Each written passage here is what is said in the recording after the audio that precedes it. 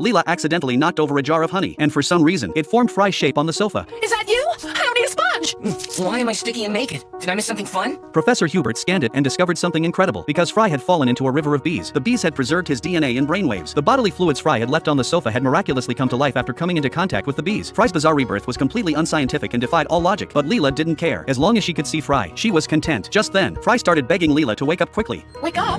Oh no, no, it can't be! It turned out that everything had just been a dream. Leela could no longer tell reality from the dream and was on the verge of a complete breakdown. To confirm whether she was in reality or in a dream, Leela piloted a spaceship alone to find Fry's coffin. When she opened it, she saw something even more unbelievable. There was no Fry inside, only a strange portal. Leela was trapped in an endless dream, surrounded by chaos and illogicality. She tore down the noisy walls, then picked up the honey. Just 3 sips, and she would fall into a permanent sleep. All Leela wanted now was to reach the dream where Fry existed. But just as she was about to take the 3rd sip, Fry's voice echoed from a photo frame. Leela was at a loss. The dream felt too real. She desperately tried to wake herself up, but in the end, she could only hug Fry's photo frame and burst into tears. Meanwhile, Leela, who had been in a coma for 2 weeks, finally woke up. It turned out that although Fry had been stung by bees, he had made a full recovery after a spleen transplant. The venom had instead been injected into Leela's body. The neurotoxin had made her keep dreaming, with Fry constantly urging her to wake up. Everyone rushed over when they heard the news, finally breathing a sigh of relief. It turned out that during those 2 weeks, Fry had never left her side. He had been whispering in her ear, calling her to wake up. I thought maybe if you heard a familiar voice, it might help keep your mind together.